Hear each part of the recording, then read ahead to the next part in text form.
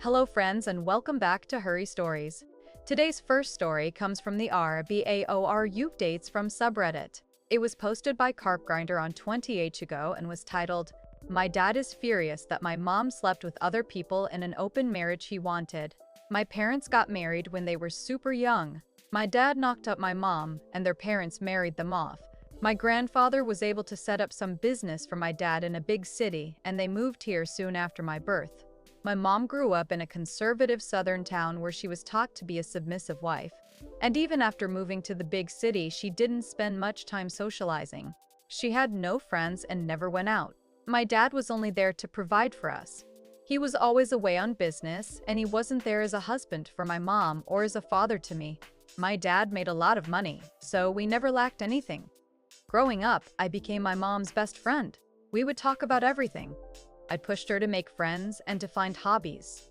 After years of pushing, she started going to a nearby park and made her first friend, a gym trainer. Encouraged by her friend and me, she decided to join the gym. She met a few more people there and started having some semblance of a social life, but she still continued to tell me everything. I think my dad's new secretary gave him the idea, but he asked my mom for an open marriage almost a year ago. He told her he wasn't happy in their marriage and that she wasn't providing him with everything he wanted. My mom, who is a Christian wife, was mortified and told me about the proposal in tears. I suggested she get a divorce, but she said she didn't believe in it and she wouldn't be the one to end their marriage. As my dad pushed, I knew exactly where this would end up if my mom agreed. Her friend and I convinced her. My mom was hesitant at first, but she agreed with the condition that they would be completely transparent with each other. My dad was a middle-aged, 41 man with a belly and my mom, 39, was an athletic woman who worked out regularly. I'm a 22-year woman B2. I don't know how my dad was so blind or what he thought would happen. I helped create online dating profiles for my mom almost 6 months ago. After getting an insane number of matches, choosing from them and chatting with them for months, my mom started hooking up with a few people. Getting all this attention has provided a massive boost to her confidence and she seems better. My dad hooked up with his secretary almost immediately. He's had very little luck with other ladies. With their transparency thing, my mom tells him about all her hookups. A few weeks ago, my dad screamed at my mom for some minor thing. Usually my mom would have apologized, but with her new confidence, she didn't back down. It's been constant fights the last few weeks. My dad keeps starting fights by making snide remarks about my mom's clothing or appearance. He almost even called my mom a whore, but stopped himself. I think open marriage finally sunk in. My mom told me he tried to have a conversation about stopping their open marriage, but she immediately shot it down. I think they'll split up. My dad was never there for either of us, but the thought of my parents splitting up still feels weird. I don't feel bad for my dad, but I wish he put effort into his family. Unhappy for my mom though. Update number 1. A few days after my previous post, my dad left our home and had a divorce served to mom in a week. My grandparents didn't know about any of this, but my dad told them when he served the divorce. He also implied to them that my mom was cheating on him. Both sets of grandparents came to our home and started berating my mom. I kept screenshots of all my parents' communications and my mom showed them to them, and it got way worse after that. Grandparents started fighting each other, blaming each other's children for causing all this. A few days after this, my mom's old church friends came to our home. Back when my mom used to go to church, they used to look down on her for being from a small town. My mom has always been a very caring and non-judgmental person, so she disagreed with their bigotry and they began excluding her from their activities. After she met her gym friends, my mom stopped going to church entirely. These church friends started calling my mom a slut and she kicked them out. My mom is on a cut right now, so she has very defined abs and arms. So along with all the normal stuff getting thrown at her, my grandparents accused her of having a man body and she also had a lot of random transphobia thrown at her. Her trainer friend has been a great support through all this. She contacted the attorney she used for her divorce and my mom is spending a lot of time at her house. Turns out the business my dad is running is owned by mom. It was set up by my mom's dad in her name, so it belongs to her. I did not know this until now and assumed that my dad owned it. The whole situation is a huge mess right now. Dad is living in some hotel and my grandparents left yesterday after a week of fighting and trying to force my parents back together. I know there's a lot more divorce drama to come, but I hope it calms down for now. Update number 2. A lot of shit has happened since my last update. Firstly, I wanted to thank all the well-wishers on my previous posts. Writing these posts has helped me process the stuff that's happening, so I'm making another one. My mom's attorney, the one recommended by my mom's gym friend Lisa, has been a great help. She walked my mom through what's going to happen and reassured her. She started looking through the company stuff in preparation for the divorce proceedings, and we found a lot of shocking stuff. I don't know why I was surprised by this, but my dad was having affairs for a long time. He used company resources to book flights and resorts at holiday destinations. There were receipts for many trips with multiple women spanning the last 10 years. Because he was always absent from our lives, my mom didn't suspect anything. It didn't seem like he made any effort to hide these. He also used the company email to talk to his secretary about the affair stuff. Turns out they were fucking months before my dad asked my mom for an open relationship. This is what we gathered from their emails after months of their affair. The secretary didn't want to remain a mistress, so she started pestering my dad to get a divorce. But they wanted my mom to initiate it so that he could get a massive chunk of the company. The secretary came up with the idea of asking my mom for the open relationship. They hoped that my mom would be horrified and ask for a divorce. They were caught off guard when my mom agreed. My dad got jealous when my mom started having sex. After initiating the divorce, he deleted all his emails and told his secretary to do it too. Unfortunately for him, they were still stored the company email server. I haven't seen my dad in over a month. All of his communication has been through his attorney. He apparently wants half the company. My mom's attorneys are still looking for more evidence, but they told us that they don't expect him to get much with the evidence they have. Lisa has been supporting my mom through the whole ordeal. She also got a divorce because her husband cheated on her, so she's been helping my mom a lot. New update. Hey guys, I was clearing out some saved passwords on my laptop today and stumbled back onto this throwaway account. Rereading my old posts from 2022 was a wild trip. It honestly feels like a lifetime ago. I know it's been 4 years, but since the dust is completely settled and there were also a lot of messages asking for an update, I figured I'd finally post a real update for anyone who remembers this mess. The divorce dragged on for a bit because my dad fought tooth and nail for half the business.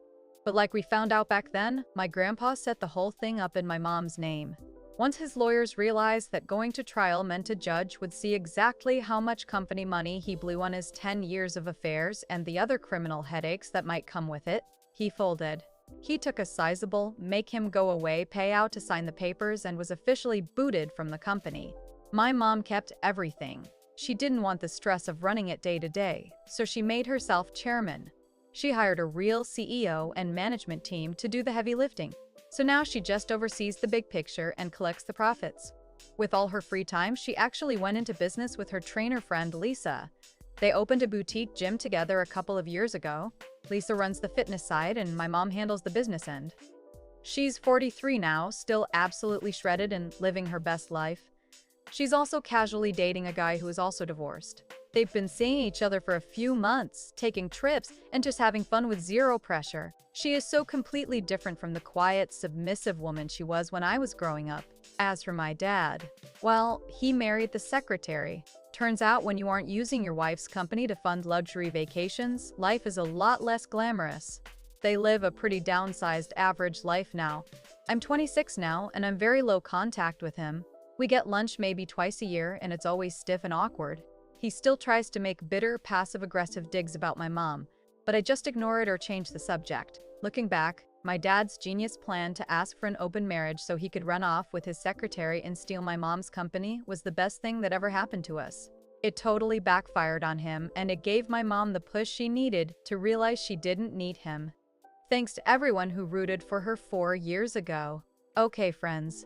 So that concludes our first story of the day. Next up, we have a story from redditchelations from subreddit. It was posted by Balor Iximeris 5 Diego and was titled, "Did I overstep by getting involved in my partner's conflict with his best friend? I need some outside perspective before a conversation we're having tomorrow. I apologize in advance if I make mistakes as English is not my primary language. All the names have been changed, except for Mark's because I love Mark's reaction to seeing his name in stories. Don't worry, the one in this story is just quoted for context. Our friend group has known each other for many years. We're all in our early to mid-30s. The core of the situation mainly involves 3 couples. My partner Adam, 35, and me, 34F. Ryan and Emma, and Nick and Laura, all early 30s.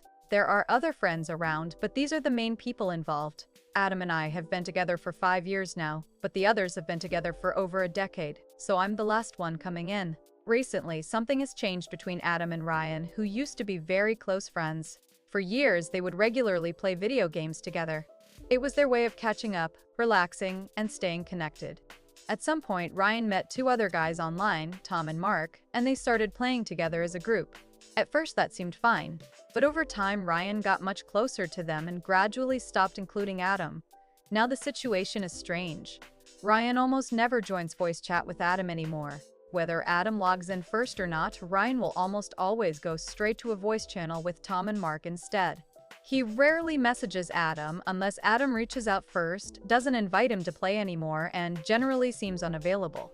Yet he is on Discord with the other 2 almost every day. The confusing part is that socially everything seems normal. We're still invited to group gatherings. When we see Ryan in person, he and Adam talk normally and get along. Brian has even said things like he considers Adam such a close friend that he would want him as a witness at his wedding. But despite that, the distance is clearly there. Adam has asked him directly several times if something was wrong or if he had done something. Ryan always says everything is fine. About a month ago, we had a group dinner. Adam decided to try gently reconnecting. A little context: shortly before the distance started, Ryan and his new gaming friends had begun playing a game called Helldivers. Adam wasn't very interested at first, but Ryan insisted, so Adam bought it so they could play together. They played once as a group and everything went fine.